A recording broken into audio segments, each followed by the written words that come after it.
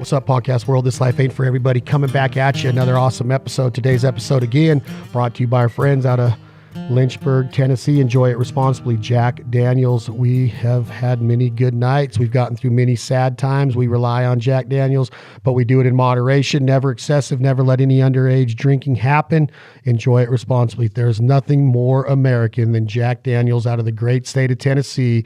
And my guest today is coming out of the great state of Tennessee. He lives there now. He's not from there, but he's made a living there. His name is Tyler Farr. He's had several #1 hits, and he's got another single going to radio right now. We're going to talk about that today. I'm 30 minutes from Lynchburg. You're 30 minutes from Lynchburg. Oh, yeah. Have you ever been there? Yeah, absolutely. Did you ever enjoy a Jack Daniels? Oh, I've never drank whiskey. Ever? Never had one? Can't you tell my boy I've never drank whiskey? You don't drink it anymore, do you? No, I don't. I ain't drank whiskey in about a year and a half, but I do like some single barrel Jack. I do too. What's up, man? How's that? Last time we talked, tell me how it went down with Aldean so far. And I love the new song. I don't know if you've seen how much we play it, but the only truck in town is always jamming here at the studio. I know it's hunting season. We're going to get into turkeys. We're going to get into Realtree. We're going to get into Buck Commander some more. But what's going on? What's going on? Yeah. So it's been, for everybody, it's been a crazy year. And my opinions on what is going on, what in the hell is going on is, they're all over the place because no one knows what the hell's going on. The country's a damn mess. Bring your brooms because it's a damn mess. Yeah, no doubt. It's crazy. And, I was talking to you last time we talked, and I said, me and Jason signed me to Night Train Records, started this little indie label pretty much for me because he believed in me, which is awesome. And I'm very humbled by that. One of my guys that I look up to and is one of my best friends starting a label to allow me to keep doing what I love to do, besides shoot turkeys' faces off. And I know you're a big Aldean fan as well. And it was very cool. And we got it going. That was I've lost track of time with this COVID crap going on, but I want to say about last spring, honestly. You were with me in June. You would come out here to play the rodeo, and you were with me, and I think you had just signed it right before that. So, like last spring.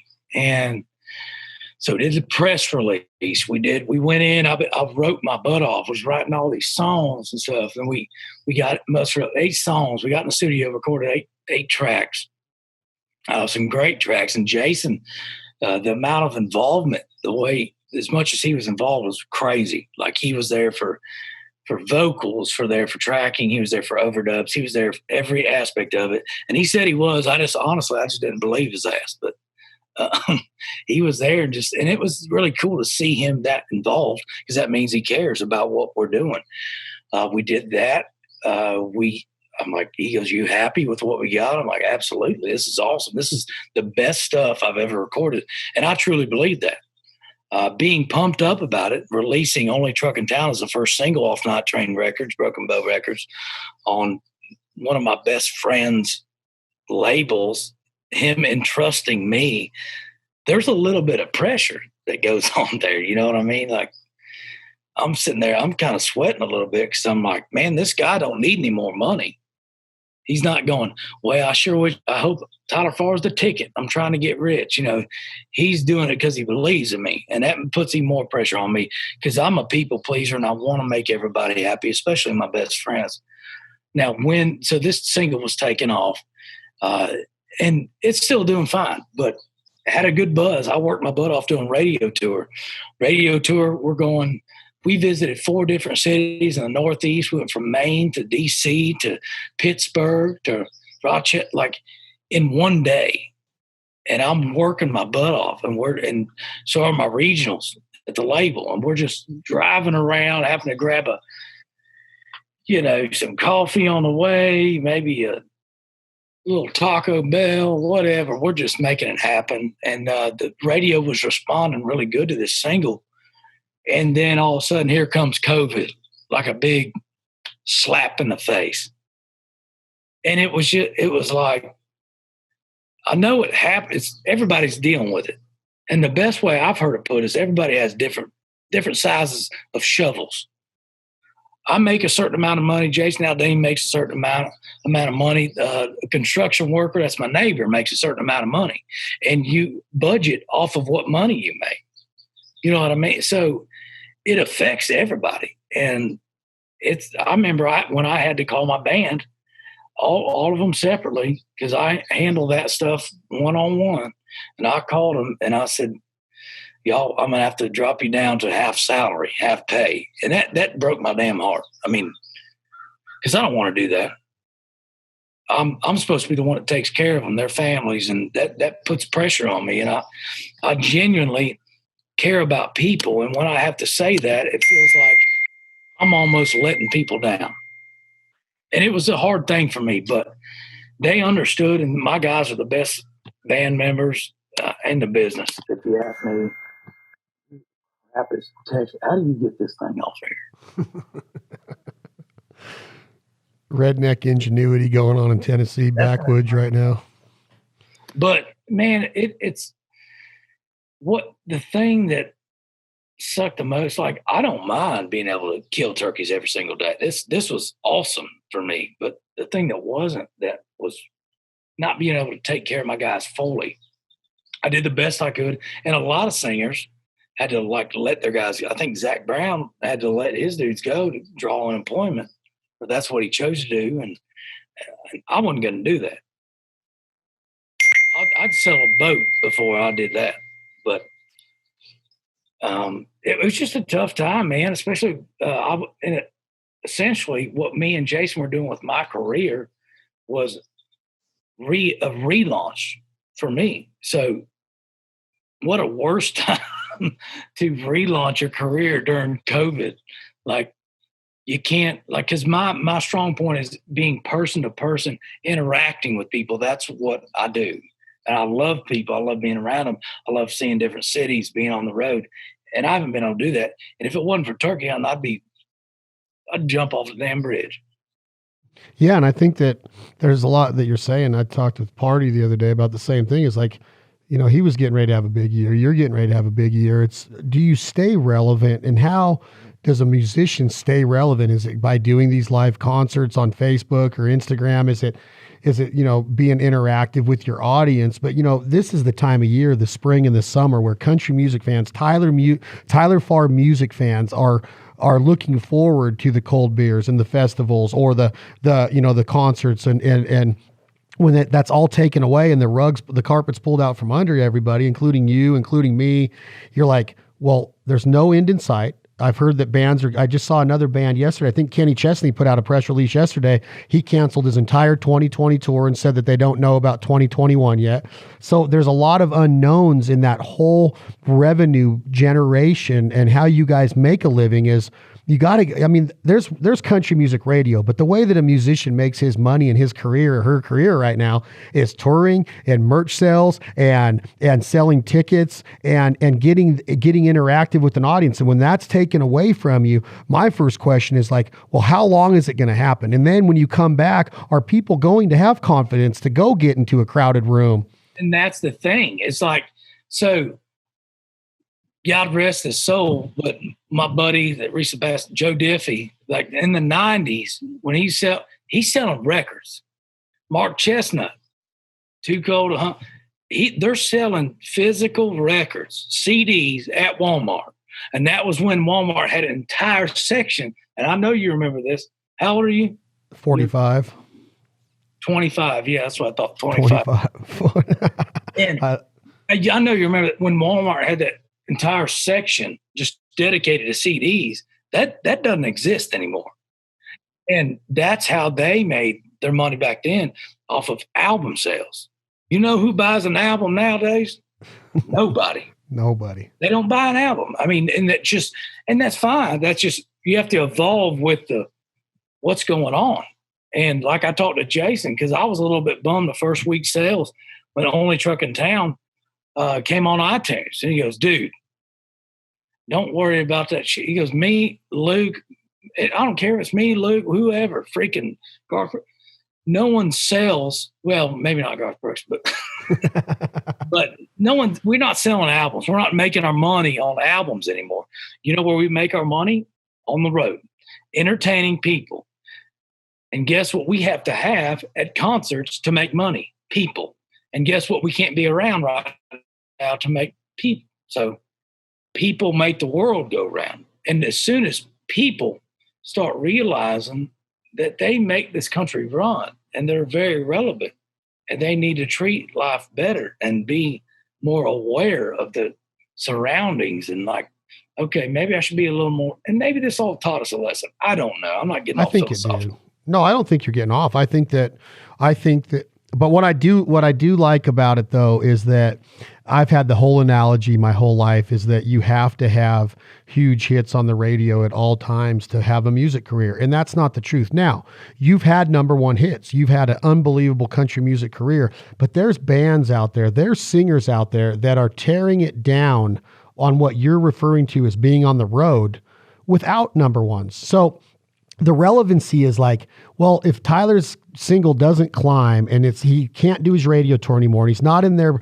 talking with the DJs and the programmers and everybody, well, that's a scary deal because people aren't going to hear the music, but you've already got this like cult following. You go to Whiskey Myers, you go to Childers, or you go to Chris Young or somebody. I love them, right? So Cody Cannon was on here the other day. Those guys don't have a radio hit. They sell out everywhere they go. And I think that's what you got right now is that when you come back, even if that song isn't knocking down the walls of radio because COVID came in and interrupted the flow of your radio tour and how that goes in business, I still think that you come back with, an emergence of this audience that's begging to see you. And that's, I don't know what else a singer has to hang his or her hat on right now. I just don't know. They don't, this is when what I've been doing is, I recently became an owner and buck commander. So I'm like, okay, I can't put on concerts. I'm about damn tired of the Facebook Live stuff. Like, it's cool at first, and you're like, geez, like, I want to see people's faces. I want to see their emotions when I sing. That's what I feed off of that. I do better, and the bigger crowds you give me, the better I do. Like, I just feed off of people, and that's what I think I can speak for all of us entertainers. That's what we feed off of. That's what gets us all. That's our thing. And when you don't have that, it's like you're just kind of like, hey, there's June from Fort Worth. How you doing, June? Yeah.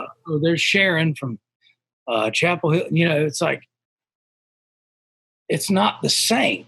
And that's what I do it for. I do it for emotion, to tap into people's emotions, to make them feel something, make them cry, make them laugh, make them drink 400 beers, whatever. And when you don't have that, it's like, man, but the thing that's changed, what you're talking about, Whiskey Myers and those guys, is this single going to go to number one? I have no idea. Aldean's still very positive about it. I'm positive about it, sure. But the difference between me now and me 10 years ago is very big, because nowadays I don't base my happiness on if we have a number one. I've been there. We've did it. Great. It's awesome. It's a great feeling. I'm not going to lie. It's freaking badass to be in a big old stadium and sell it out 2 nights in a row with FGL and Jason Aldean. And it's the most incredible feeling ever. But these are material things I'm talking about. These aren't having a child. These aren't, so you get older, you get a little wiser. And it's like, man, those are cool. Yeah, I'd love to do that again. But I don't need that. I mean, I want that. So it's like, dude, I think this single's going to go number one. I have no clue. I know that I'm going to work my ass off to give it the best shot it has. And I know Jason Aldean's going to give it his best shot to help it get up there. And if not, guess what we're going to do? Release another single, because like you were talking about, luckily I have a cult following, and that's what's made my career is the fans. The same people that are listening to this podcast, the same people that follow you, it's just the same people that follow Waddell. And Culpepper was telling me earlier, man, Mike Waddell loves Chad. He loves the shit out of jazz. I love Waddell. No, I think that it's one question I do have for you though, as happy-go-lucky as you are, Tyler Farr, is as rambunctious as you are, as in your face as you are in your approach, and like you just said, your turkey hunting and stuff. When you start talking about life, and we talked about last time how you there was a part of your career that happened that was just like uncontrollable success, just like you could have sang the phone book and it was going number one. Then it came to a part in your career to where that the number ones weren't there, the record deal wasn't there. Now that this hits, now you like, do you have the mentality of like, what the F? Or do you get depressed? Do you get down as a human being? Do you get sad? Because on these feel-good machines, all of us are always happy. We're always smiling. We're always carrying a turkey, and we're always with our family, and we're always at the pool party, and we're always happy. But do you... Looking from the outside in, I would say there's no way that somebody can't have all the emotions to write the songs and to perform the way you guys do. But has this made it to where you almost had to like give yourself pep talks nonstop to like be back there? Jason believes in you, the singles popping, and then all of a sudden just bap, kicked in the nuts again. And you like, it's hard as a human being psyche to keep getting back up. It's the people that do that make it, but how hard is it, Tyler Farr? Like, be real with me. Like, how far is it to be like, oh my God, Aldean's with me. I'm out on the road. We're selling out arenas again. We're doing this. I'm back. I got a record deal again. My singles climbing. I know that turkey hunting saves your ass because it's therapeutic, but how hard is it? Tell me. Well, and that's, honestly, Chad, I wish radio asked as good as questions as you do, because I'd have much more better interviews, because they're like, so how'd you get started?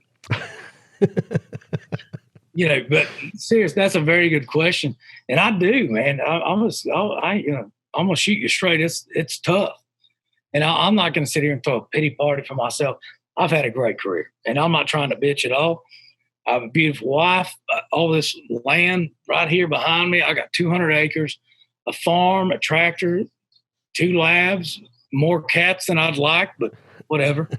But to me, I got it made.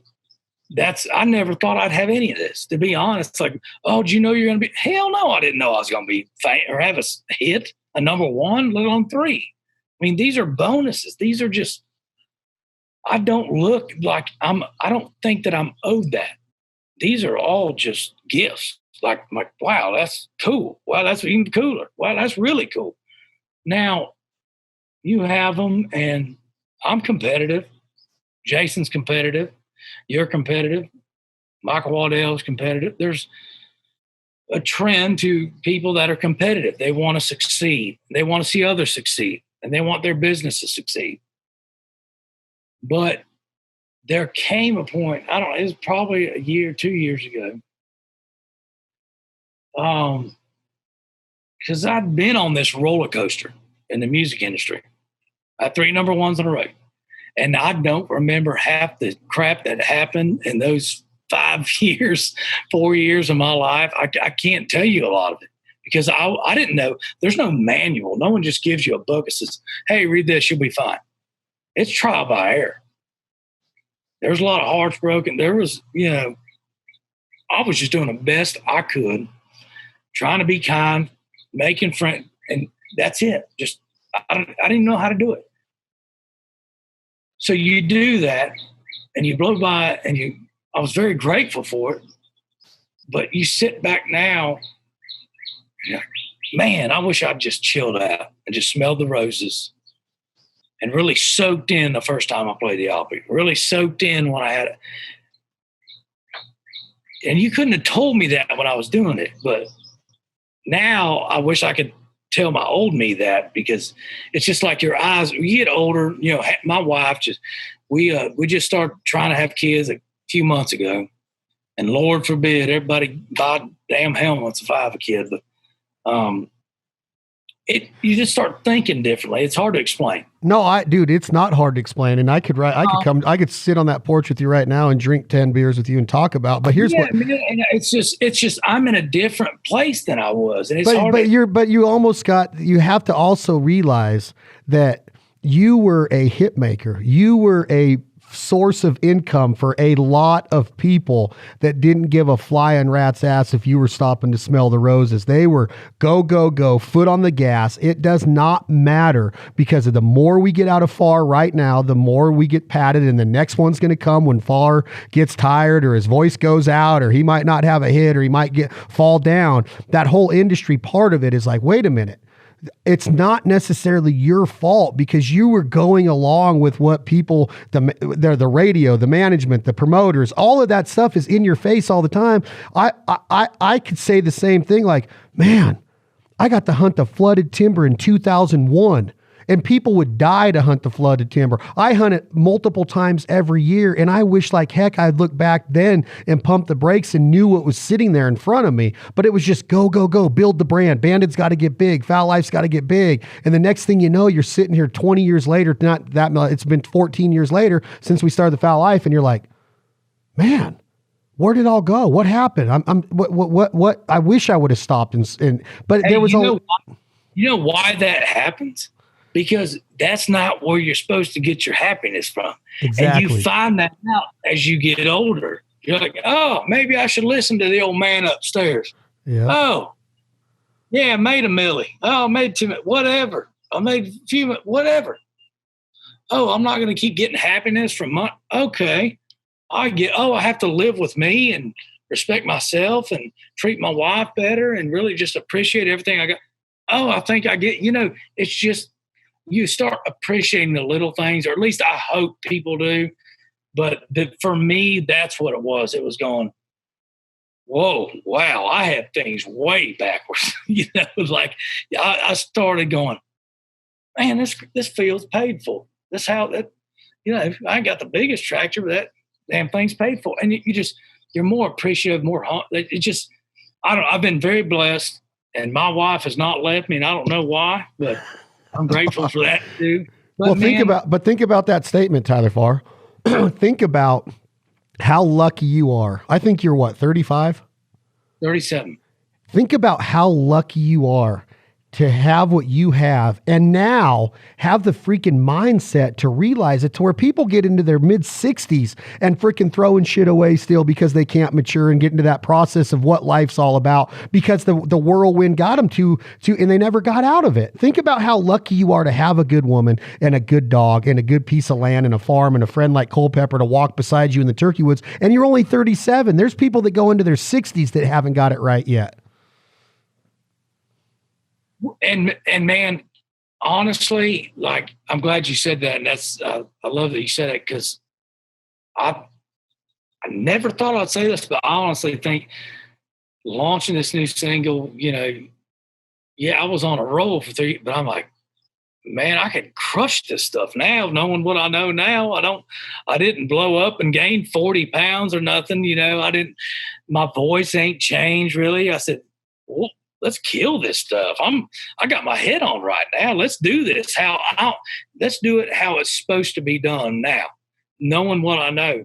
And it's like, it's almost like having a second chance. It's not, no one's counting, going, well, this is the last. But what I'm doing now, and I'm glad to be back, because I feel like with Jason and having good friends, and I've always tried to surround myself by people I look up to and people that have big aspirations. And I think that just makes you a better person. I think that's just a general rule in life, is you surround yourself. Don't downgrade, upgrade. Write with people that are better writers, because they'll make you a better writer. Hang out with people that are better Christian men and women, and they'll make you a better Christian. Hang out with people that treat their wife good, and are good husbands. You'll be a better husband. And it's just a common rule. And luckily, I've always done that. And I think my best years, I can honestly say, are ahead of me. And I think that's why when you make a statement like, I don't know why my wife hasn't left me, and thank God that Jason Aldean has given me this chance. My best friend started this indie label. You got to look at it like this too, of like, you are successful because you have a talent. You're successful because you have a work ethic. You did not have somebody come to your house and say, hey, we're going to take you to Nashville and you're going to become rich and famous overnight. You worked your way up in the honky tonks, and you left a place and moved on a whim of saying, I'm going to try to make it, which a lot of people get kicked in the teeth and never get the chances that you got. Those chances came because of your vision, your talent, your work ethic, and your passion in your heart. So you've got to look at it like this, in my humble opinion. And I would tell Waddell this the same thing, because Waddell is the true rock god of hunting, and the shit he went through in hunting will never be done again. It never was done before him, and it will never be done again on that level. I watched it with my own eyes and still to this day cannot believe what I saw. The lines, how long the lines were, the meet and greets. I mean, the dude was a rock star, still is. And he's just a great human being and a great hunter. But I would tell Waddy the same thing. Your wife is sitting in there at her job and at her downtime, and she's going, I'm the luckiest woman in the world because I have somebody that realizes that. Aldean's going, wait a minute. We want to be around Tyler because they have the same thing in their hearts that you do in your heart for them. And that's what people like you and I, we always shelf that. We always put that up on the shelf and say, do I deserve this? Why is this happening to me? Why is this second chance coming? It's because those people that are around you believe in you because of who you are. That's the way that I see life. It's not happening just because you're Jason Aldean's going, and I can afford to write this money off. I'll start this thing and just appease Tyler because he believes in you. He loves you. You're his brother. Your wife's not leaving because she's not going, I'm writing him. She's going, that is a real true man to get back up and to keep going and to keep building. Now, are mistakes made in life? Are you freaking kidding me? If we were judged on our mistakes, I would have been freaking in hell a long time ago, and I ain't afraid to admit it. But that's what life and growth and maturity are all about. Michael Waddell would be in hell right now for his mistakes. I promise you, he would tell you that. But the way that you respond to that, and the way you mature, and the way that you start to live again is what counts. And that's what treating people the right way is. That's what engagement is. That all of that stuff is why you are getting successful again. Well, and I appreciate that very much. And what you said, that here's the deal, man. Like, it's so easy to do it. Like, everybody loves you. Like, oh man, congrats on your number one. Oh my God. Oh yeah. Oh, you're so great. Oh man. Oh, you're on TV. Saw you on the radio. Heard you on the radio. Saw you on CMT. That's easy to be happy then. And that's easy to live well then. Cause you're just like, well, screw it. This is great. Let's go get in the hot tub. Let's go party on the yacht. Like, whatever. Forget about it. And then but what separates the men from boys is how you handle failure. And that's with any industry, any job, any circumstance in life.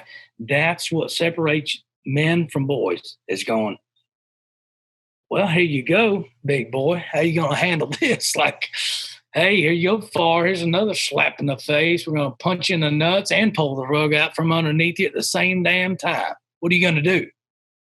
You're laying on the ground, your nose is bleeding. You may have cracked yourself, and you're sitting there going, well, hell, I guess I'll just get up, try her again. And that's what you do. And that's what I do. I mean, that's just what I do.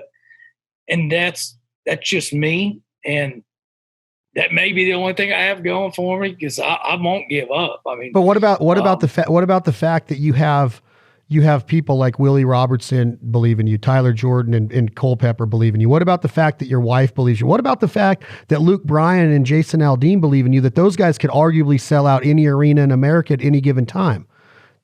There's really nothing. There's nothing that you can't.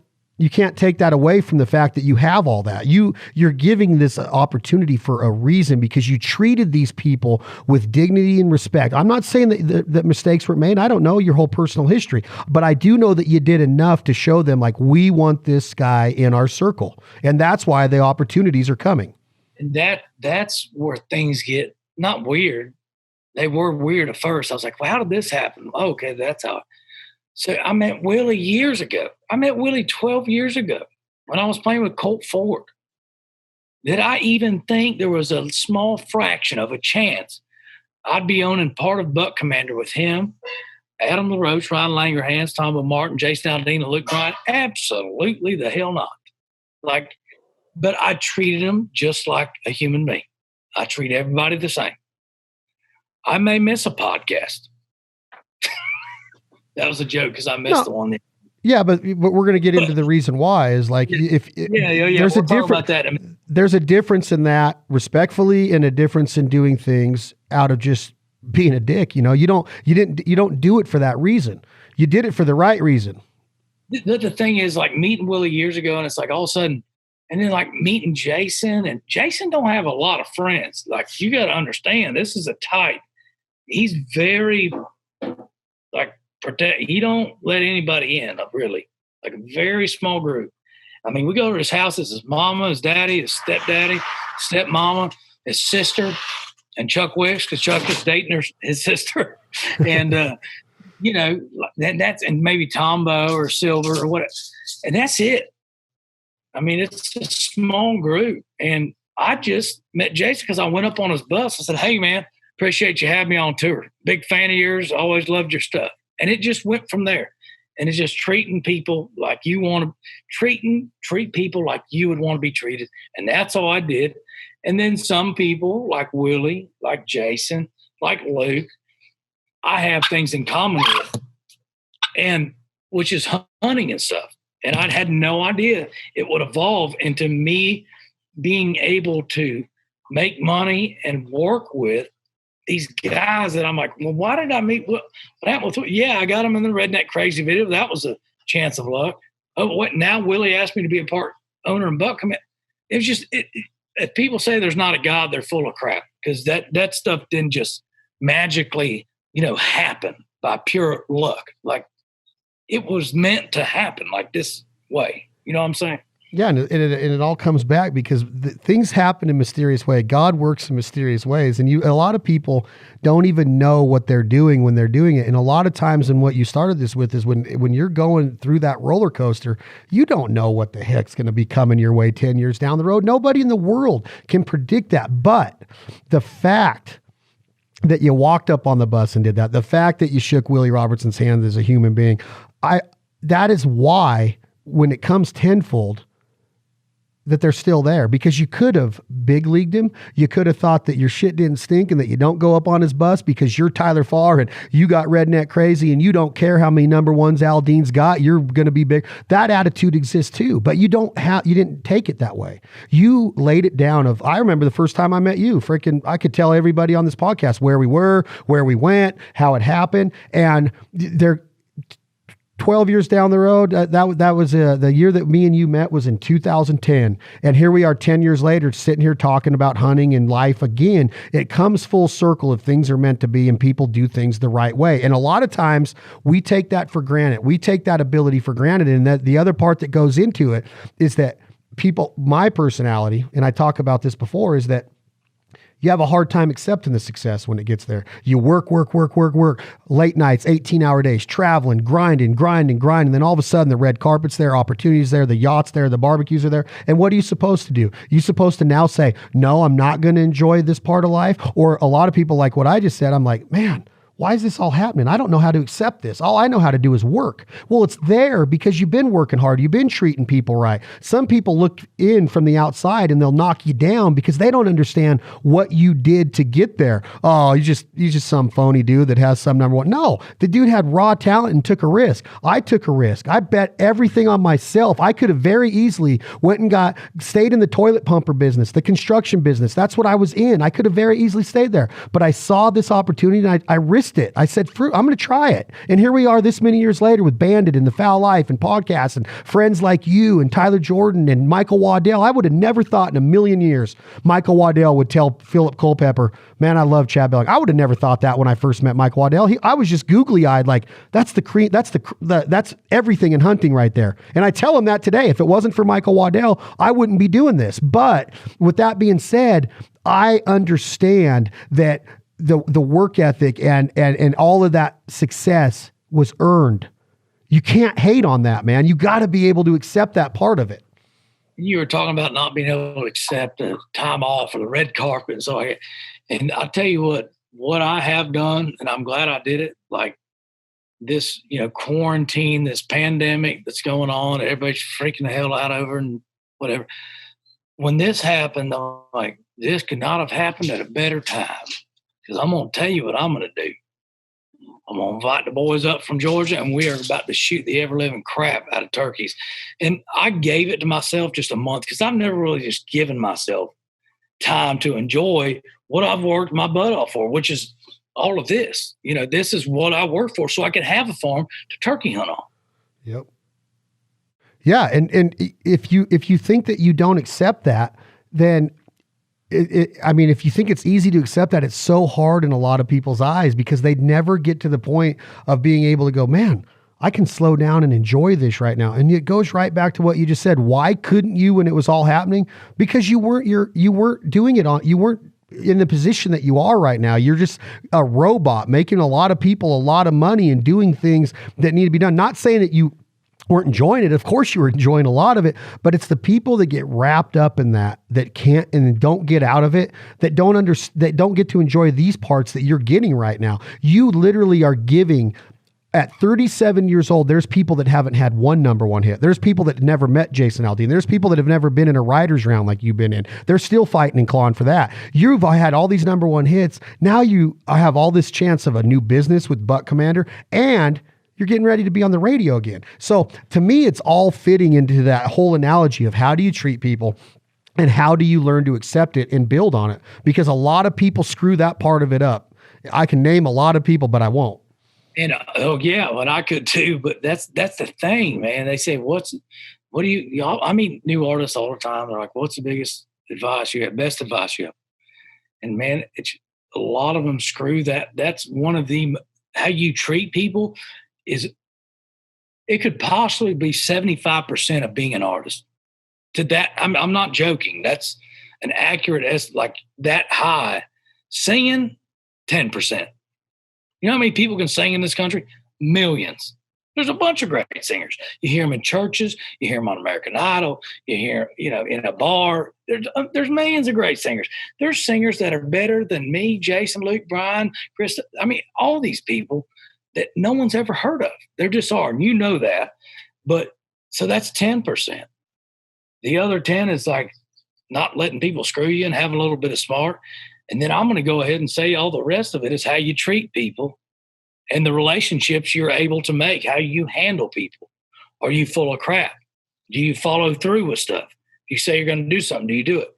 How do you, present yourself? Do you act like you're a badass and like make people go, well, I'm not hanging out with him. He's an idiot. Just how you handle yourself. And I've always been I've just always loved not even just music. I'm not a comedian by any means, but I'm always just like pleasing people and making people happy, make them laugh. What about when the pressure was there the first time, when it was stressful, when you were chasing a number one hit? Because when you get another one, or when you get one, you got to have another. You got to taste it again. Even though you're happy with that one, you're competitive. Your management's like, well, we're going to get another one. Then guy walks into a bar, got to get another one. Boom. Somebody walks up to you, hey, Mr. Farr, how you doing, man? You've had it up to here with people and interviews and reporters and radio programmers and meet and greets and the people booking the shows and all of that stuff. It gets to a point. Do you still treat everybody 100% perfect? Were there mistakes made? Like maybe you showed somebody up or you disrespected somebody because you were running too hard. Did that ever happen? No.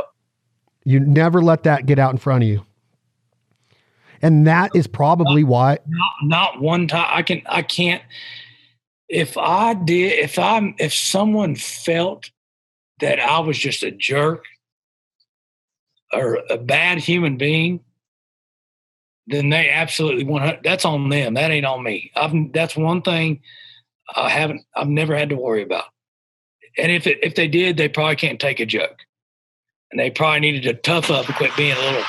You know what I mean? But that's the one thing I can say is I've always, I don't care if it's a construction worker, a fan, a manager, a tour manager, a label head. You're getting treated like a human. I don't care how many number ones I've had. I don't care how many years it's been since I've had a number one. You're going to get treated the same every single time with me, and that's it. Yeah, and I think that that's why you just wrote the book on why you're getting the opportunities that you're getting. I think that that's a huge part of it, and that you can't take away the fact that something happened with Willie, something happened with Aldean in the past that made them see the core and the substance and the roots. And there's a lot of fakeness that can happen in a town like Nashville, in core, in substance, in roots, and people trying to be somebody that they're not and getting away from who they really are. And when that happens, the authenticity will be shown. It will be revealed someday of who you really are. And that's where a lot of people miss the boat, is that they don't understand that it will come full circle. You are going to have to meet up with somebody again that, what, that guy, wait a minute, I treated that guy there that night and now he's running this company over here. I don't know how many stories I could tell you about getting told no by somebody, getting frustrated, but treating them the right way. And then 6-7 years down the road, they're bigger and they're better at another company. And they call you and say, hey, we might have a place for you here. I could tell you that just now happened to us. So that, I think that that's a big part of it, is like knowing how to deal with that and figuring out, how do I put my best self forward and not getting away from who I truly am. I don't want to be unauthentic. And what that comes back down to is God. You just be a godly man and just be a good person. This isn't rocket science. I'm a redneck over here. I used to have goat crap. They died, but you know, I'm sweating. I smell the high heaven. It's like, that's what you're supposed to, that's what we were put on earth to do, is treat people good and just be a good person, do the right thing. It don't matter if you had hits or you didn't have hits or you're doing it. I don't care if you're a garden plower or a trash man. It don't matter. You're just supposed to treat people good, and that's it. Like, I don't care what you're doing. The thing is, nowadays, people are all wrapped up on this thing, right? The feel-good machine. I break this over my kneecap and not twitch a muscle. I don't care. I've had to rely on it because of what's going on now, because I've had to do shows, and me and Aldean and Tombo are doing the Buck Commander Instagram Live thing tonight. It's fun to see your friends, and we cut up and stuff. And it's cool to have the technology, but man, people have been abusing technology for years, and it separates family, it separates marriages, it separates people from what the era I would like to be in, which is the great frontier, the Wild West, Doc Holliday, Tombstone era, which is my deal. I love it. Like, so, you know, I don't have my phone. Oh my God! Shut up! Shut up! It's true. It's Just true. shut up. Go eat a steak and shut up. I think that the phones have their place, but they're a feel-good machine. And I don't know if you've written with Brent Cobb, but he made a point to me one time about. He's awesome. He's one of the best, and he told me, he said, loneliness is okay, bub. Depression's okay. I like to feel it all. I like to write when I'm high. I like to write when I'm sober. Loneliness is okay. Everything is meant to be, and we can't wake up in the morning and grab onto this little 4-inch feel-good machine and go through our Instagram and be like, oh, she's happy. Oh, she's prettier than me. Oh, he's more successful than me. Oh, he's got a #1 hit. Oh, he's sold out this arena. Because it's just too much. And if you just lay there by yourself and understand and get to know who you are, then you're not going to worry about whoever's selling out an arena, whoever's got the next red carpet rolled out for them. And I could totally see Brent saying that. Like, that's so Brent to say that. And it's genius. It's great. I mean, that's totally how I feel. And it's like, when is it bad? Like, oh, we don't feel good, we have to go do something? Yeah. What, we can't just sip on whiskey and cry? Exactly. Exactly. What's wrong with that? What's wrong with that? What's wrong with loneliness? If everything's perfect, why is there a Bible? Yep. Why do we have a higher power? Why do we do that? Why do we pray? Are you kidding me? Like, be sad, be lonely, drink a little bit, hell, get drunk sometimes, cry, be happy. When you're happy, toss a few back, go down the river, go hunting, you kill a turkey, be happy. But that's a hard thing to swallow. There are emotions. People feel them. Without emotions, guess what there wouldn't be? Country songs. No, there wouldn't be country songs, and there wouldn't be relationships, because nothing is a bed of roses. And that's why getting to know somebody on so many different levels is so important. That's what Aldean did with you. That's what Willie did with you. That's what Luke did with you. That's what your wife did with you. They know the substance, right? That's what Culpepper knows. Look, you could easily judge Michael Waddell of just be like, man, that dude's always happy. That dude's got it made. But they don't know what he's done and what he's went through and what he's worked. They don't know what you've gone through. Getting to know somebody, the story, pump the brakes, get off of these little things and have a conversation again. Get to understand somebody through just talking with them and not sending the 3 little words that say something that's supposed to mean something, but really it was just a way of passing the buck. Like, do you really pick up the phone and call your mama? Or do you just text her and think that that's okay? I get caught up in that sometime. No, I got to call my mom more. She's my mom. But these things have made it feel like, oh, it's okay just to text her and say, I love you every day. No, but it's about getting in front of them. It's about being around them. It's about getting to know them and what they're feeling and what they're going through, because life is a mother, you know what, and it can kick you and keep you down if you freaking let it, period. It just really can. And you were talking about relationships, with, marriages with emotion and stuff. A relationship without emotion, a marriage without emotion is arguing, fighting, loving, all of it. Without emotion, it's a failed marriage. That will never work, because that means one of y'all are hiding something. And with me and my wife, hell, we'll yell and cuss at each other all the damn time. But it is never one time that it's not out there. I mean, it's just it's all out. She knows what I'm feeling. I know what she's feeling. If she thinks I'm pissed, guess what she's going to say? Hey, babe, why are you pissed? Well, you pissed me off. That's why. And then she may not acknowledge that and be like, okay, well, that's fine. I'm going to go back in here and go to bed, whatever. But it's communication, man. I think our country is lacking so much communication. And it's so funny because now we have all these ways to communicate, but are we really communicating? Oh, if you ask me, no. Do you think you understand like words like the art of negotiation? Like, there's so many people that I'm around to where like they don't even know how to talk across the table. Not that that I'm any better, but you see this generation of people that are losing touch with human interaction because everything is done through instant messaging and through social media. And social media has its place for business, in my opinion. I truly feel that. Like, I am of the mindset, like, I would be ignorant if I didn't evolve with it and market with it, because there is a potential customer base there. But I don't know if I'd have it if I didn't have a brand. I don't know if I just had a daughter and I just had a little family. I don't know if I would be trying to showcase that to the world or even my followers every day. And here's why. I feel like, and it just happened the other day, and I don't know if you did this, and I'm not saying anything about you. I'm just talking about how I feel as a person. I didn't get on there and put a picture of me and my mom on there and wish her happy Mother's Day, because my mom is my mom. And I brought her out to the house. I cooked her an unbelievable dinner on the Traeger. She hung in my backyard with the family, and we loved it. I put a little thing on there that just said Happy Mother's Day from the Traeger Nation.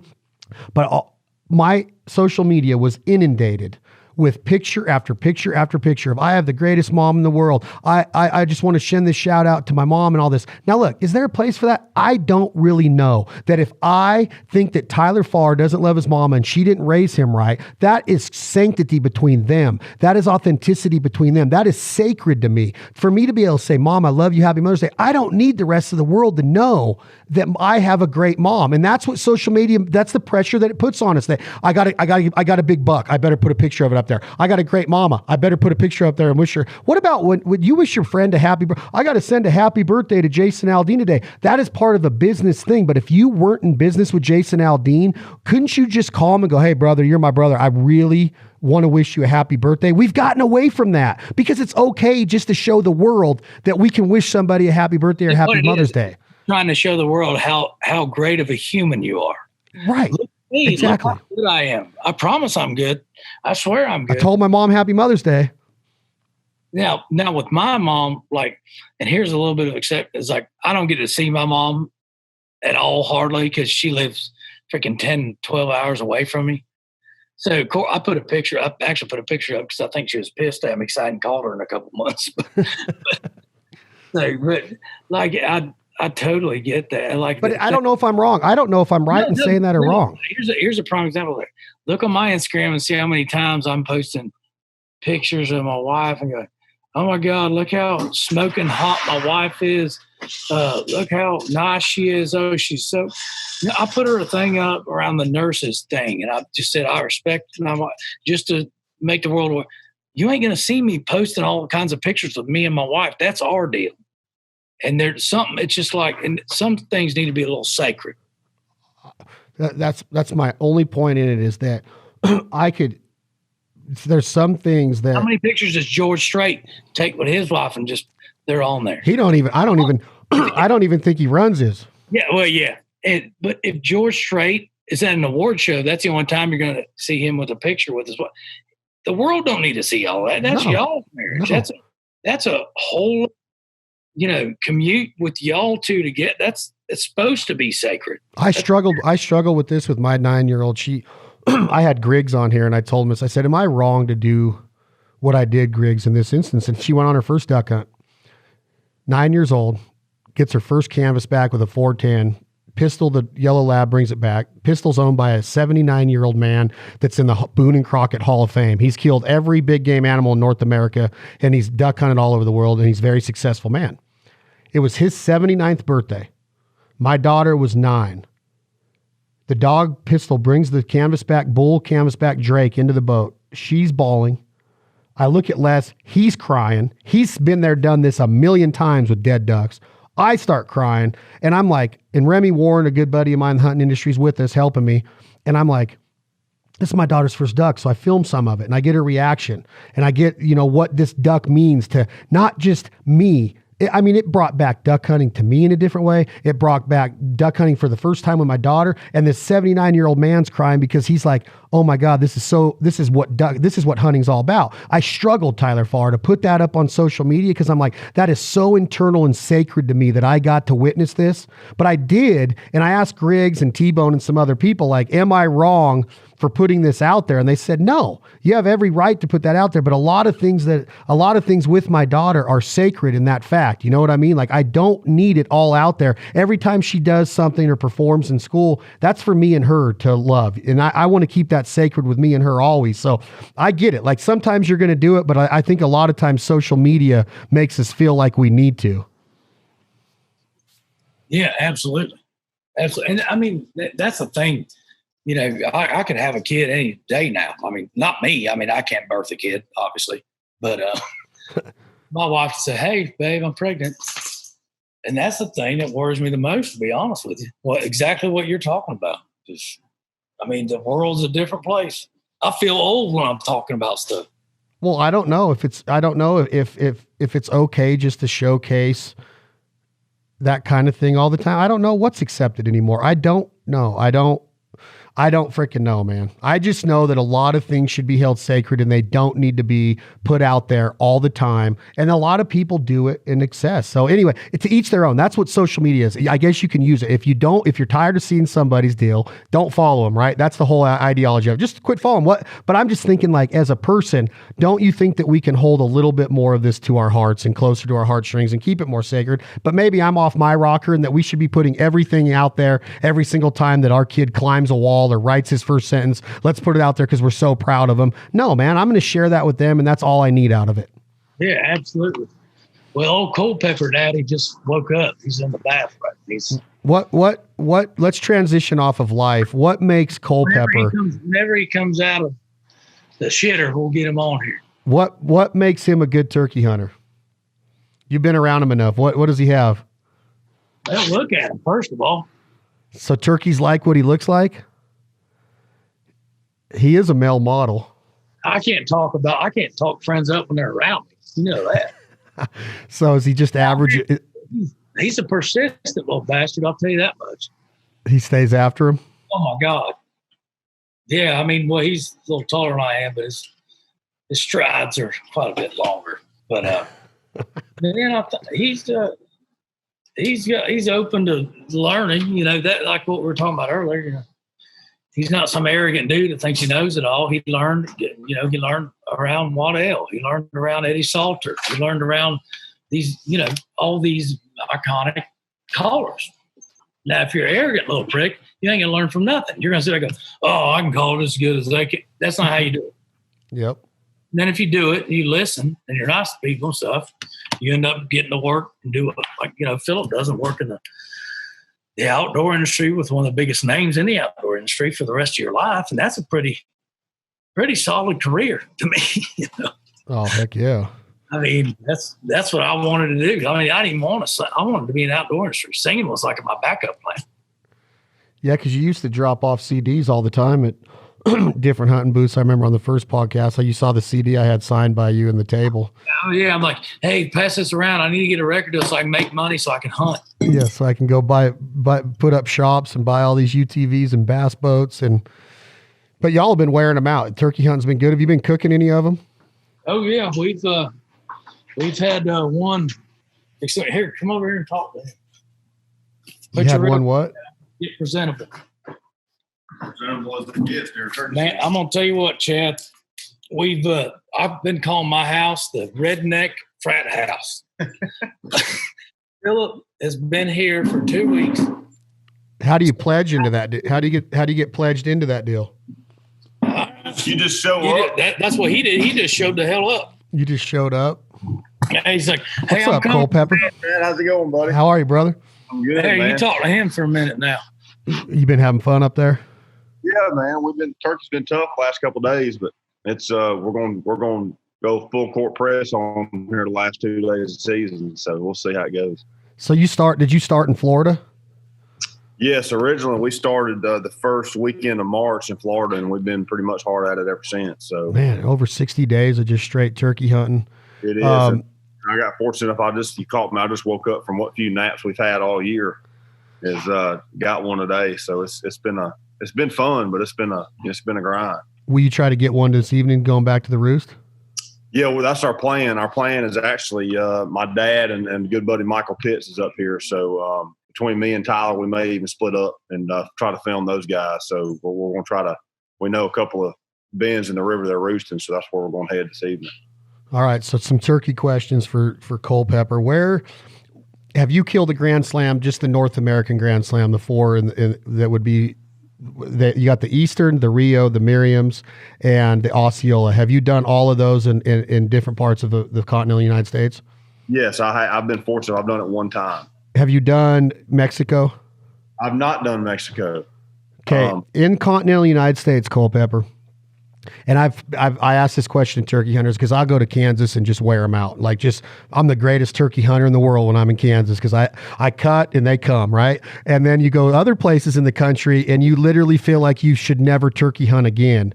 Where are the most difficult, consistently difficult turkeys? What state would you say is the number one hardest turkeys to kill?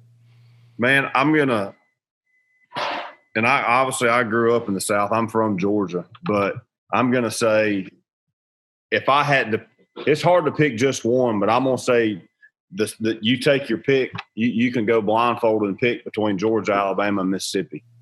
And that's it's Alabama's always number one, and Mississippi's always right there too. And those are the two states where I went, and I'm like, I will never be successful in this state unless, like, if it would have been the TSS days, I may have got okay at maybe a 70-yarder. But I don't want to shoot a turkey at 70 yards, Culpepper. I just don't want to. And that's my question to you is. I got two questions, and I've asked every turkey hunter that I ever talked to this, and I give a lot of people a lot of crap about this. With the advancement in the technology of the shotguns and the ammo, do you still pride yourself in getting them tight and right every time, or is it okay to kill one at 70 if they're not coming the rest of the way? If you've been practicing and patterning and everything's ethical, right. Or is there such thing as an ethical shot at 70 or 80 yards on a big old tom? I definitely think it's compared to, obviously you got to know your equipment, kind of like bow hunting. I think some people don't believe you should shoot past 30 yards, 35 yards to deer. I believe if you have the confidence in your ability to do it and know what your bow does and know what your equipment does, which in this situation, whether it's choke, shotgun, TSS, whatever you're shooting, if you know your gun can do it, I don't see a problem with it. As far as pride and getting them close, yeah, we still do pride in trying to get them close and and get them as close as we can without. But right now, we'll shoot them wherever we can get them. Okay, so let me ask you. I got 2 more questions. I'd get them out of a helicopter if I could. So I mean, it's just a matter of right now they're all dead. So is it okay? Is it okay, Culpepper, to what they call reap, or is this against the tradition of the Southern man, the Southern turkey hunter? Is it against the tradition and the religion of turkey hunting to get behind on your knees and crawl up there and let that tom come up there? My opinion on that is, and there's a lot of people that have, obviously that's a hot topic, is, and I talked to somebody the other day who was slamming us a little bit. You give yours and I'm going to give mine. And my if it's legal, my opinion is it's just like switching from a slate call to a diaphragm. It's another trick in the bag, so it is, and I trust me, I've seen it up here the last 4 or 5 days hurt us more than it's helped us. Trying to, but I traditionally, yes, that's my last go-to thing, just because turkeys are so finicky, and some of them are just antisocial, and some of them, on the other hand, they'll come run you over. But I don't necessarily like to go out there and just run around with a fan, everywhere you go. So, I do. It is a sensitive topic. I don't see an issue with it. I think it's just another trick in the bag to try to get a turkey, because that's, at the end of the day, we're all out there to have fun and get turkeys. And I know with that tactic, I've had people that I've taken and have never turkey hunted, didn't have a clue, would not have had the patience to sit there and like, man, I'm never doing this again. And you do something like that, and it gets them hooked on it where they start a turkey hunt. So that's a great point. If you get them into it, and it's ethical and legal. There's a side of it that some people have never, and I've even a few guys to where they've turkey hunted a lot and have never done it. It actually it trips the trigger of a turkey, and that makes them do things that some people have never even seen before. So, again, if it's something that's going to get 1 or 2 more people or get a kid a turkey and it's legal, I'm all about it. Tyler, you said you wanted to answer the same question. Oh, yeah. So here's my deal. You remember the Indians, them fellas? Yep. The headbands and knives and arrows and stuff? Oh, yeah. Yeah, well, you know what? Whenever they were around, you think they're going, man, we shouldn't belly crawl in this turkey. Oh, man, they're going to criticize us over there, the old Christopher Columbus. We're just going to get shit from him. We belly crawl in this turkey. No, they did any means possible to kill that thing. Granted, nowadays are different. We have shotguns. We have crossbows. We have guns that shoot arrows. We have whisker-doos, whisker-duns, with or without the me stick. But bottom line is, my wife thought that was funny. Bottom line is, if you're a hunter, that's going to be my last resort. I'm with Philip totally on everything he said. So am I going to go after him and go, man, we got to get this one on footage. We got to get a crawl in. We got to get this crawl in today. That's what we got to concentrate on. No, we're here to kill a turkey, preferably him coming in, gobbling in, showing his hind end, coming into whatever, however we can do it and get it on film to show people how much we love hunting. That's the main goal. And I do think there's a line there where if you want to call some of us who film have gotten spoiled to where we're like, oh, he didn't do enough, he didn't gobble, we're not going to shoot him and all. I'm like, man, you think about like even when I first met Tyler, we grew up hunting and stuff like, man, you wouldn't, if you had a turkey in shotgun range, you was going to kill him. I mean, it's like, so how does that necessarily come across to everybody who's going, man, why wouldn't they kill that turkey? I'll brag on him real quick, him and Waddell. So when I was back with Mossy Oak, I went down to Georgia to hunt with them because we'd hunt every spring in full Mossy Oak. Old Bill Jordan, well, Tyler, well, you want, he was like, oh God, he's in full Mossy Oak. Me and him, Michael, hunted off camera, no cameras around, just went down there to hunt. And that was what you were talking about earlier about just doing it because that's what you do. It's a pastime. That's what you do. And I think you got to do whatever you can to get. But people. I am going to say this, and it's going to go into about the American Indians and the Native Americans, and by any means necessary. I say this with great pride, and I upset you two rednecks. I say this with great pride out of the state of Nevada because we got a ton of turkeys here, and I am the turkey god. Turkeys should never be shot in archery with a bow and arrow. They should always be shot with a shotgun, dead, barely any flopping with the technology of ammo now. And I feel that archery hunting for a turkey is a no-no. And I hope that Bill Jordan doesn't hear that. I've said that around him. I said it to Waddell. I said it to T-Bone. We're in. We're both in. I totally agree with you. I endorse this product. I'd rather get 2 yards and because you know what, and it's probably the same thing you're thinking. I've shot turkeys with a bow and they were dead to rights. I mean, smoked them in the jolly washer, and they went down. I'm like, oh yeah, we're here. Oh, up here in Pulaski, just smoked this big old gobbler with 100 grain, 75 grain broadhead. This some bitch deader than hell. Go up there, he gone. Yep. And we're not about, and listen, I know this is what you're saying. We're not about animal suffering or anything. I'd just as soon launch a grenade at them. All I'm saying is there's certain animals on this earth with hunting, and I agree with what Culpepper said, and you've touched on it, Tyler Farr. If it's ethical and it's legal, and we want to get people in, and we want to promote this lifestyle and this culture, by all means, let's do it, and let's stay legal and ethical. I understand there's different mentalities even in that part of our in part of our lifestyle, but certain animals. A flying goose, a flying duck. You saw Chris Brackett try it in the past. He's whatever he did, he was good at it with a bow. Fred Eichler will get on the camera and we'll get on there and say stuff like, we'll hunt anything with a bow. Now, what Brackett did in his career, I'm not going to judge it. What Fred Eichler does in his show, I'm not going to judge it. But if Fred Eichler and his wife were sitting right here, or I was on their ranch in Colorado, and they said, we're going turkey hunting, but we're bringing our bow, I would say, okay, I am not going to argue that, but I would tell Eichler, these are one animal on earth. Goose, duck, turkey. Granted, Eichler's kind of the Michael Jordan of bow hunting too. And so he's the best there is. But I would tell him, and it's hard to say that in front of a Fred Eichler, but I say there's certain animals that need to be shot with a shotgun. And a turkey is one, and a duck and a goose is one. Make their head smack the ground. That's how I've always seen it. And the other thing is that when they pull back and you see the guys do it, it's like so anticlimactic to me. And I've been there live. I'm not talking about a TV filmed hunt. I'm talking about live. It's just like, man, this is meant to go down with a 12 gauge or even the 20 gauge with TSS. And now 410s are doing it with TSS. But I just have that in my heart. Like when I said that to Waddell in Nashville on the podcast, I'm like, oh, he's going to just fly off and just give me a good one. He says, I'm right there with you, buddy. He goes, I'll never hunt with the bow. We shoot him right in the damn head. Make him go down. Yeah, he's all about the gun. So I don't know.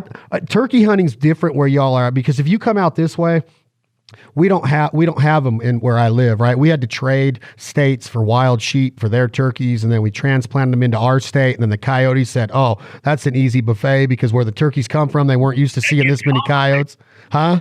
It gets complicated there, don't it? It gets real and we just don't have turkeys. So growing up, I wasn't a duck hunter or a turkey hunter. I was a freaking chucker hunter and a mule deer chaser. What? Chucker, it's a partridge that lives up in the rim rocks of Idaho, Nevada, Eastern Washington. Really, really fun bird to hunt. I don't hunt them anymore because I'd rather call ducks. But turkey hunting, when I first got to do it, the first place I ever did it was in Kansas. And then I went to Hopkinsville, Kentucky. Then I went around Nashville. Then I went to Arkansas. Then I started getting in the fowl life started getting bigger. So I was getting all these opportunities. And I just fell in love with the ability. And I got to this point too, Culpepper, and you might tell me I'm an idiot for saying this, and by all means tell me. I barely even like getting them on the roost anymore. I don't even like being there in the dark barely, except to hear the gobbles and the earth come alive and nature come alive. I'm like a 10 o'clock, cut them. They're coming off that first hen, and I like getting deep in the woods and then cutting one, and then, getting up on them and then getting them to come to you with that. What's that? He was a 10 to 2 girl. I'm so addicted to it though. I just soon go ahead and get one off the roost, and then I'll meet you at 10. Why is it, Culpepper? Why do you use words? Why do you use words like addicted? How can you get addicted to something that is so you can't do it all year? Heroin you can do all year. Jack Daniels you can do all year. What about heroin? He's talking about addiction. You get addicted to drugs, Culpepper. You get addicted to alcohol. Why do you use a word? Why do hunters use a word like addiction? Why do we? How do we get, both of you can, but how do we get addicted, Culpepper, first, to turkeys? It's a freaking big, long-bearded turkey that we have on our Thanksgiving table every year. What is it, Culpepper, about this lifestyle, about this getting in the woods with Tyler Farr in Tennessee right now, starting 75 freaking days ago in Florida? You got to be out of your mind, right? What is it that makes you go to this extent to freaking, you could go get turkey. My house for 2 weeks. Yeah, you could go get turkey meat anywhere in the world. Because it's like an ex-girlfriend you thought you loved. What is it, Culpepper, that makes you go? I think it's something. It to me, it's something. It's striving for that perfect moment. In my opinion, whether when you're talking to a turkey, because what makes it to me is the conversation you can have with an animal, and you know, the closest thing I've seen to doing it is elk hunting, to where it's those 3 weeks out of the year, the guys out west are absolutely, I mean, they plan their vacation to go guide, you know, and that's the closest lifestyle I've seen to it. But it's something about it to where it's the unknown. You know what you're looking for, but each instance is different, and you're looking for that perfect moment where you've got something convinced, hook, line, and sinker, that you're one of them, and he's coming in looking for you. And it's almost like it's not like killing a 200 and it's deer, to where you do it and you're like, oh man, that's it. It's like you want to go do it again, you know, and whatever that is. And for some reason, it's not for everybody, you know, and that's what I compare it to as an elk, because, you know, I've even heard Michael refer to him as the elk of the South, because, you know, back home growing up, that was just something that I don't know. It just tripped the trigger to where it's like, holy cow, I've got to research this and study them and figure out how to get better at it, to where even to this day, it's like each time you go out trying to figure out what, and Tyler will tell you, you know, anybody that's hunting with me, especially my buddies, tell you, it don't matter if we just come off killing 10 in a row. If one of them beats us, I'm obsessed with the one that beat us, trying to figure out how we're going to go get it, because that's whatever that obsession is. I don't know. I mean, I love it. And it's but at the same time, it is a kind of a sickening thing, because like, how in the world you're just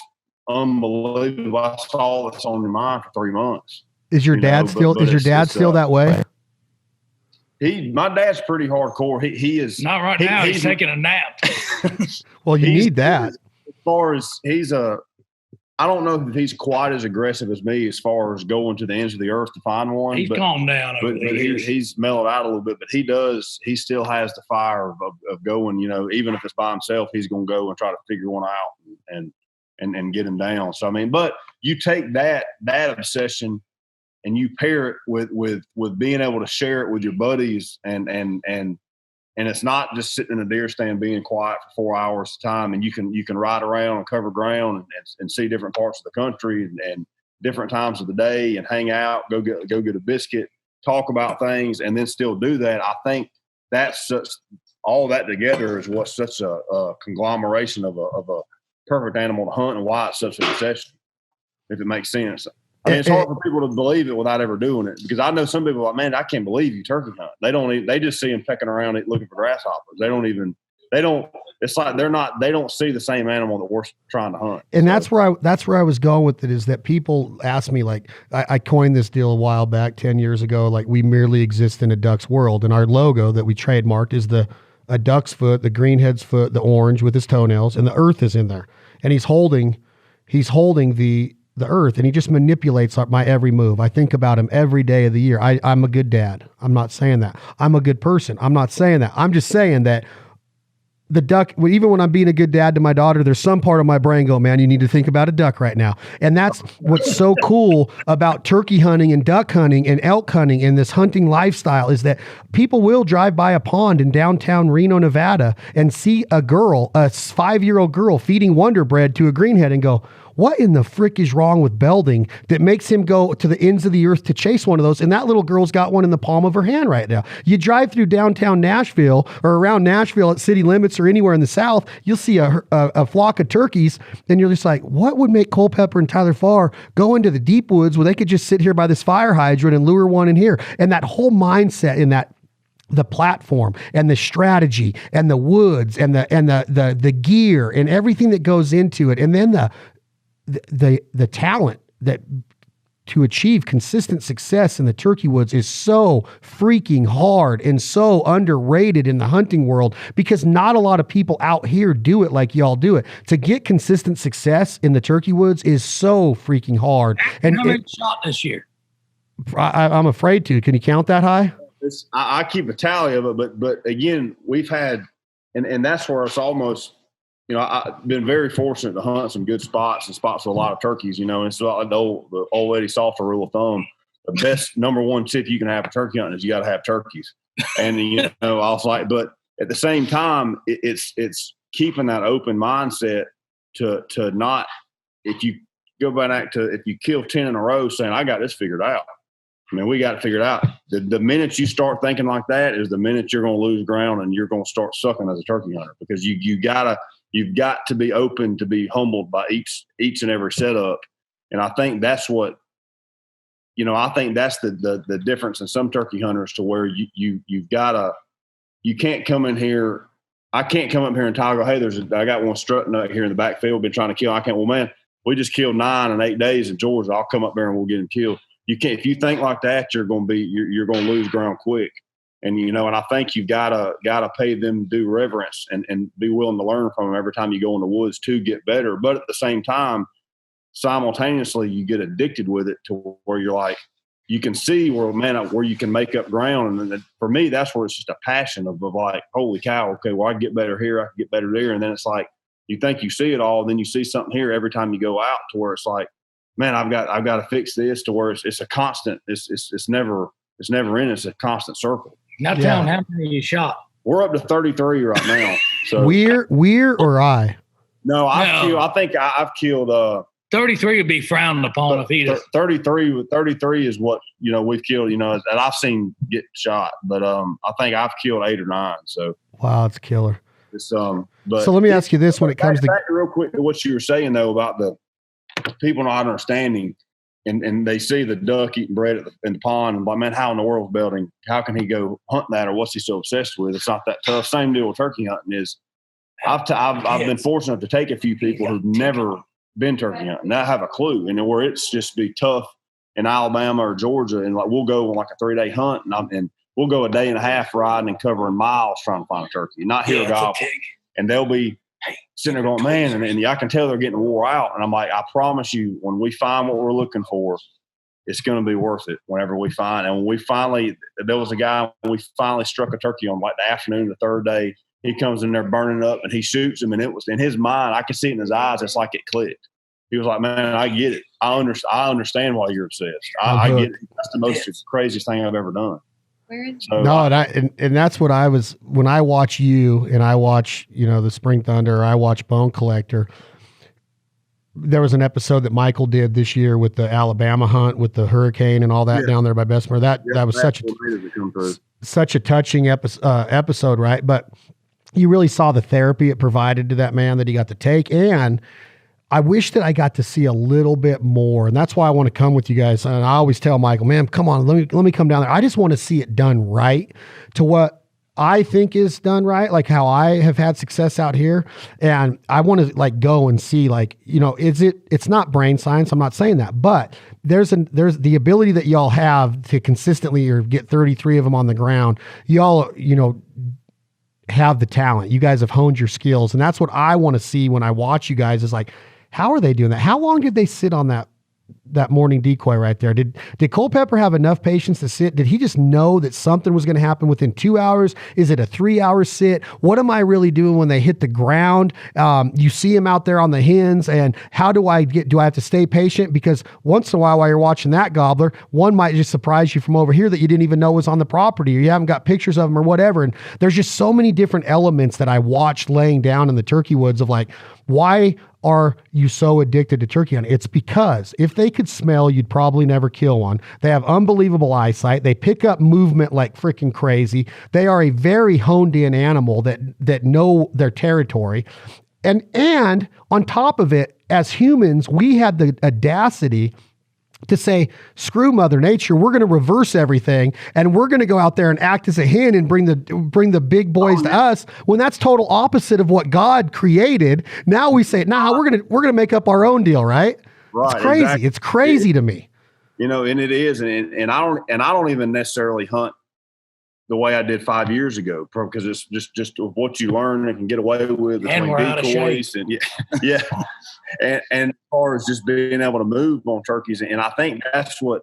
And granted, I do bump some turkeys, but I do wherever that gut instinct is of just knowing when to move, not to move, you know, and even seeing turkeys, reading their body language, to where I think it's just a conglomeration of taking notes for over years and years, you know, of you know, it's no different than seeing that duck in the farm pond. It's still a duck. And it's like, if you can ever have the open mindset of paying attention to it and taking notes to figure them out, it'll help you in the end. 100% taking notes. So you kill that many turkeys, but you don't like eating wild turkey, do you? Oh yeah. Oh good God. Oh, yeah. Come on. We've done that here 3 or 4 times. I think we ate one within like 2 hours of killing it. Is there only one way to do it if you're a Southern man? Is it always Lake Crisco, like T-Bone says? I like it grilled and fried. I mean, I like it, you know, and Tyler's introduced me to the new air fryer here. We're going to try that out. But I like to grill it too. Take a video of that and let me know how it is, would you, Farr? I got to ask you this though, as far as the wild turkey cuisine, when you is it one of the best social times in a hunter's life is that bounty, that turkey fry or that crappie fry, as you guys do down there, which I'm so envious of because we don't have that out here either.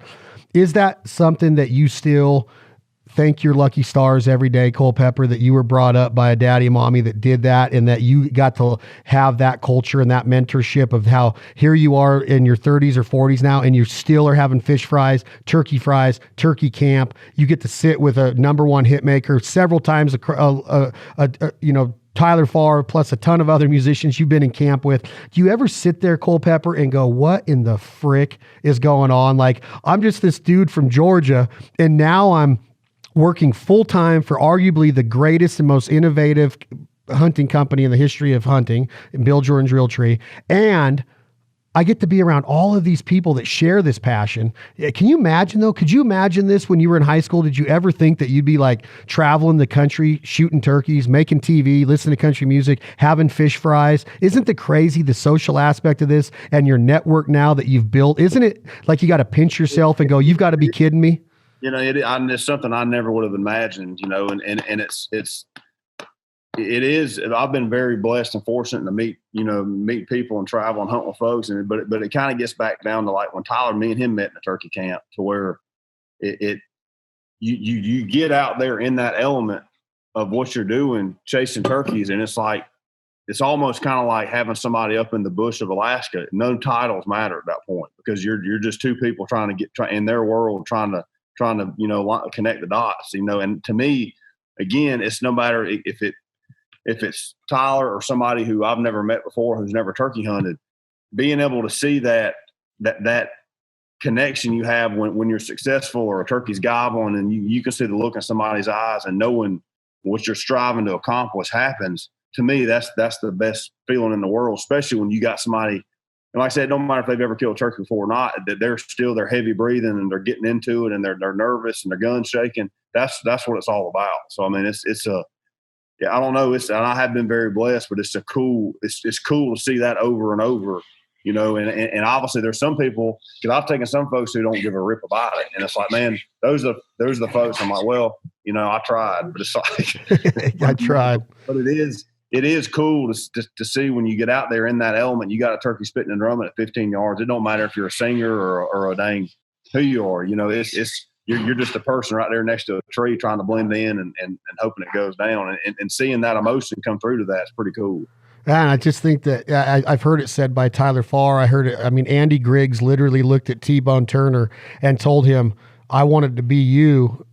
And me and T-Bone are sitting there going, but you've had all these number ones and you sing like an angel. And then you have all these big time musicians and athletes that want to be Culpepper and Waddell hunting every day. And it's just such a cool mix. It's such a cool vibe and chemistry to where the people that get it and that common denominator of hunting brings all these walks of life. You've hunted with surgeons, you've hunted with janitors, you've hunted with pilots, you've hunted with celebrities and musicians and athletes and businessmen and entrepreneurs and CEOs. You've hunted with all of them. And the common denominator is that heartbeat of being in the woods and just that blood pumping through. It's like, this is life. And I've told so many people, you can't get that at a golf course. Oh, yes, you can. No, you can't. You don't understand what I'm talking about. You just can't get it at a golf course. You can't get it anywhere. Baseball players are in the dugout, they're in the locker room, and then they're in the turkey woods. That turkey woods is where they find that sanctity.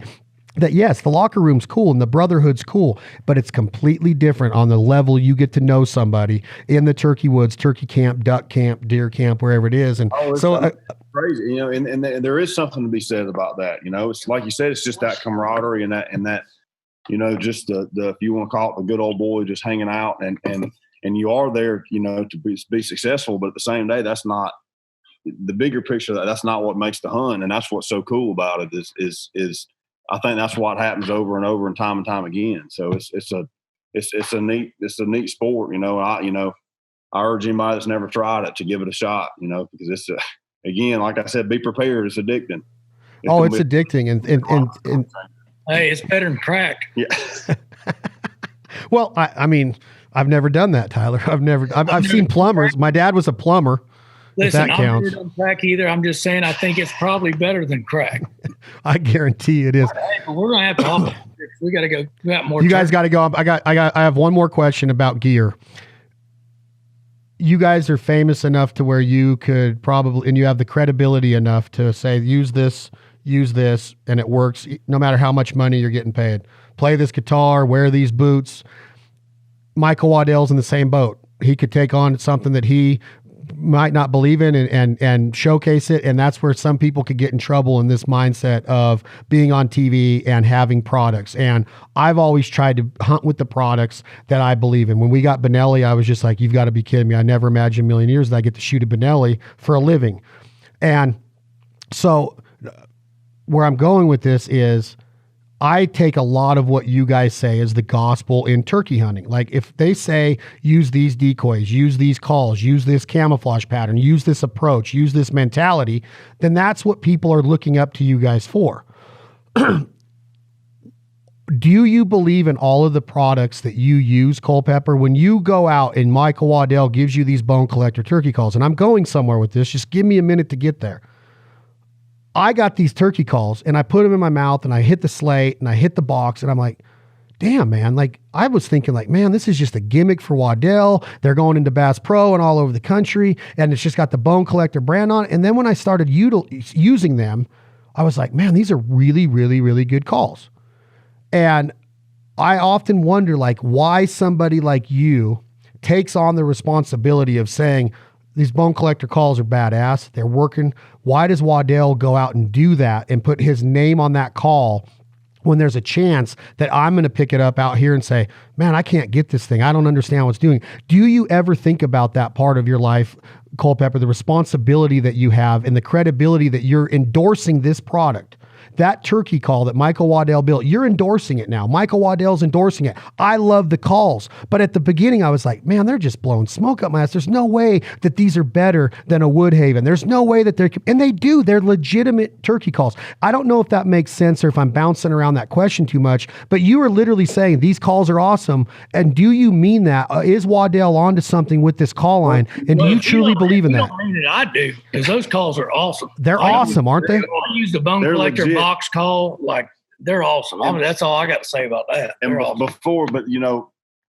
Michael had me hooked before we ever even went in. Was like, he goes, if there's something you don't like, you tell me for the diaphragm, we'll build it. He said, we'll build it and figure it out. And he sent them to me and started trying them out because I would tell you right now, every call they got up there, I can't run diaphragm wise because I don't have the, I don't, not like I like and prefer to call to sound just because I can't blow air through all of them. So, there's a couple on there that I really love and they're legit, handmade to where they're durable, like customized calls to where, and that's, I could tell the minute I looked at them, just the latex and all, because there are some out there with some cheap latex and they're not going to hold up and they may sound good for a week and give out. But I've got a call right now. Actually, I'm running that I started using halfway through the season last year that I'm still running. It was a prototype last year? Well, it's the ridge beater is what it is to call. So, but granted, I take care of them every night. I drive Tyler's wife Hannah crazy. Every night I come in here and put my calls in the freezer. Because I put them in the freezer where it tightens the latex back up on them so they don't.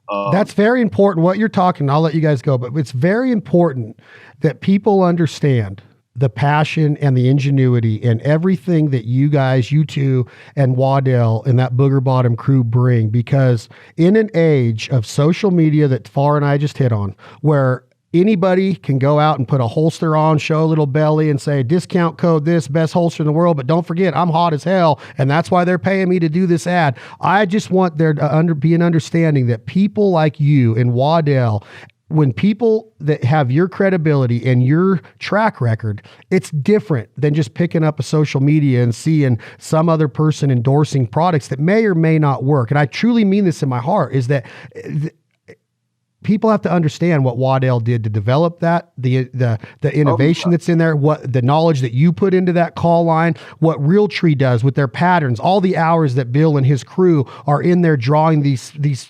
stick patterns and these reed patterns and these leaf patterns, these tree bark patterns. There's so much that goes into it. It doesn't happen overnight, but in an age to where anybody can get on and endorse anything, I just wanted to bring that up, that when you say something, Culpepper, and your reputation in the turkey woods, or what Tyler says with his reputation in the industry and what Waddell says, a lot of people are getting that from so many different angles now, that when I got those calls, I was like, man, these aren't just some run-of-the-mill freaking calls with Michael's name on them. This is a legit line of turkey calls. No, I just wanted to make sure that people understood where I was coming from on that. No, it is. And there are, and granted that there's, it's just the nature of the beast. There are some products we have who have thankfully opened my eyes to stuff where I've been closed-minded before to not use it. And I'll tell you one that 5 years ago, I never even would imagined I would use it like now. But now it's almost as important as having my calls as Onyx, because Tyler, he'll get on me all the time. Half the time he thinks I'm texting. I'll be over there looking, trying to figure out where a turkey's at, what he's hung up on, what he's, pinging a turkey where we got a circle around on him, to where used to you would never even think about it, And I've got some buddies in the South where Onyx isn't that big of isn't as big as it is out west. And and I've got a buddy from high school the other day was like, man, I started using it. And he's like, holy cow, it's a game changer. To where, huge, like you say, to where products, some companies like that open your eyes to like, man, we're kind of missing the boat here, to where we get stuck in a rut of what we're doing. But I think that we are fortunate to where you've got to figure out how to make it adapt and make it work, because it's out there. You just got to open your eyes to it. Yeah. And I think with, the voices that you guys have, and it's just a lot. There's a lot of it out there. There's so much of it coming at us at all the time in this product. I just wanted to make sure that when people see Michael Waddell and Culpepper and Tyler Farr using the products that they use, there's a reason for it. There's a lot of ingenuity and a lot of hours that went into perfecting that. And I just, it's cool. I told Michael, I said, wow, man, you hit a home run with these. They truly are a legit line of calls. And I just wanted to make sure that you felt that way, and that it just wasn't a buddy endorsing something because a buddy asked him to. No, it's 100%. Like I said, it's they're awesome. I love them. So I was using them. I had to call Michael and Philip, and I was like, hey, I need some more of them calls. Those are awesome. I mean, I didn't do it because they're to plug him. I did it because they're great calls. They are. But you got to understand, man, that you see so many people endorsing so much stuff. It's like, who do you believe? And then I'm like, or a Fender. Oh yeah, this commercial is brought to you by Martin Guitar. Whatever. I mean, look here.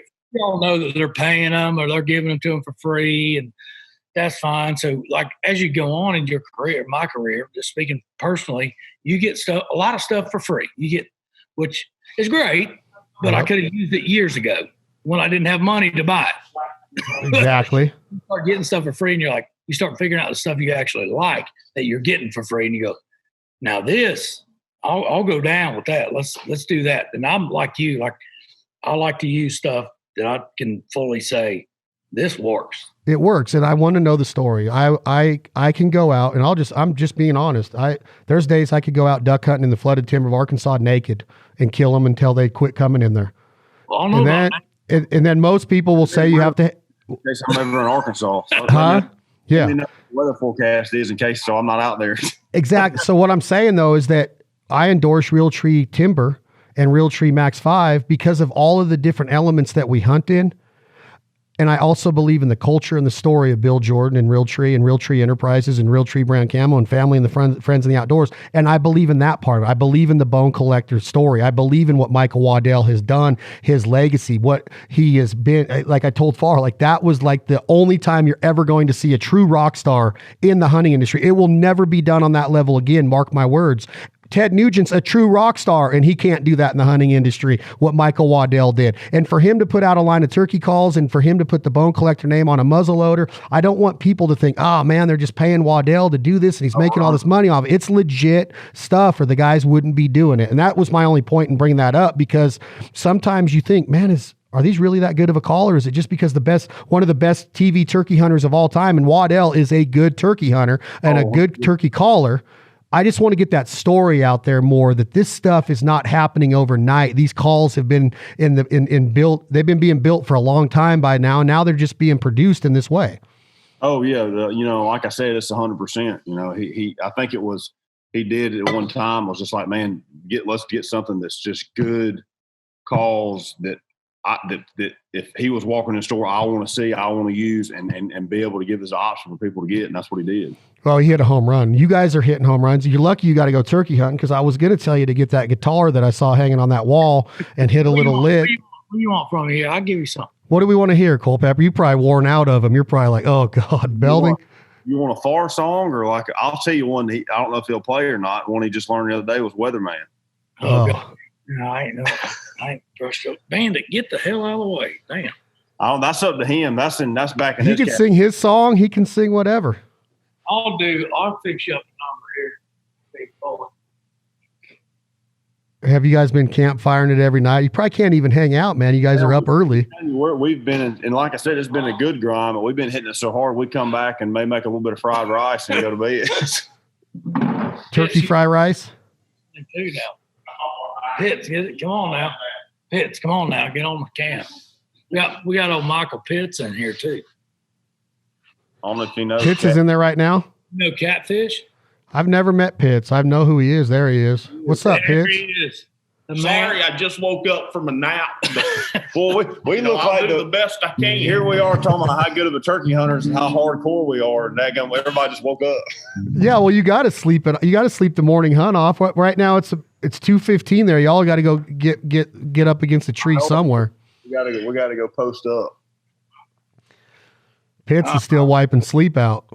There's no doubt. I'm a firm believer in a good siesta. I believe you. Well, hell, that tuner ain't working. We're getting the concert tour ready here. Is there a pick over there? Got two picks. Hey, where's that meatloaf? What is this? Wedding crashers? I was joking. Mom! Man, I pulled 14 ticks off. There's one right there. On Bandit? Yeah. This is about as redneck as you get. We're talking about pulling ticks off his dog. I'm over here pulling ticks off of. It's real life. Didn't you have a reality TV show at one time, Tyler? I did. I think I about died while I was filming it. Probably took about 5 years off my life. Oh, I love Pitts. Look, did you hear me? I just did 1,000 of them. He's doing curls behind you. Yeah, pump it up. Pounders too. Pump it up. Pump it up. Keep going, Pitts. You got to do the left arm now. I'm all right. Yeah, get the left arm. I'm all right. Get the damn carpal tunnel. What song are you going to sing, Tyler? The only truck in town, or what? No, we'll do this little number here. Hope I don't live to see that day. Okay. This is a good one. This ain't been released yet.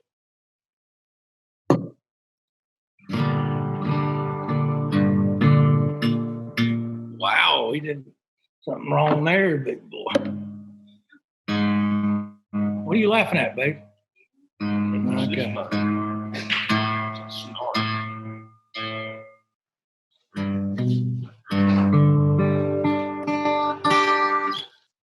All right.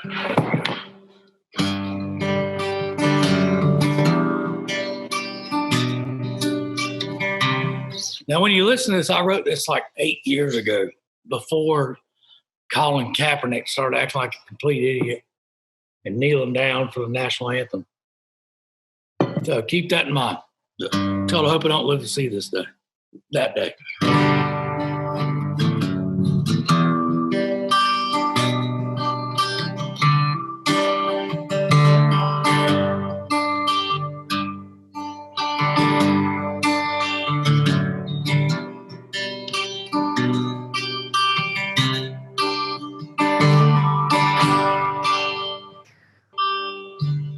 Marriages and trucks don't last.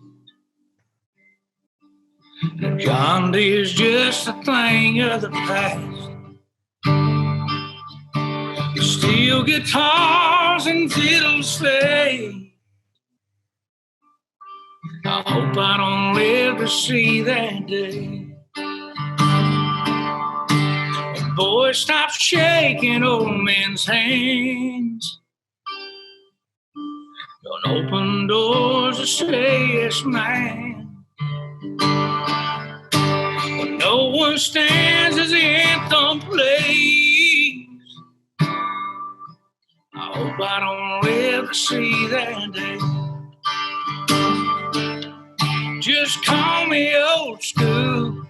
I know it ain't cool, but there's some of us who still believe in that golden rule. Yeah, sometimes you shouldn't change, and if they go away, I hope I don't live to see that day. The trees are gone and the fields ain't green. A hard day's work ain't worth a thing. No one bows their head to pray. I hope I don't live to see that day. Just call me old school. I know it ain't cool, but there's some of us who still believe in that golden rule. There's sometimes you shouldn't change, and if they go away, I hope I don't live to see that day.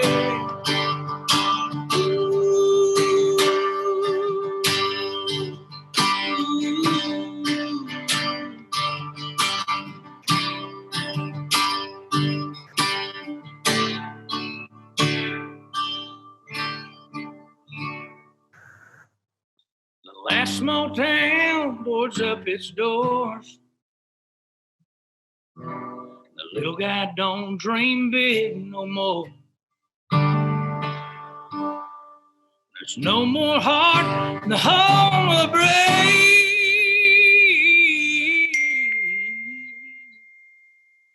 Lord, I hope I don't live to see that day. I hope I don't live to see that day.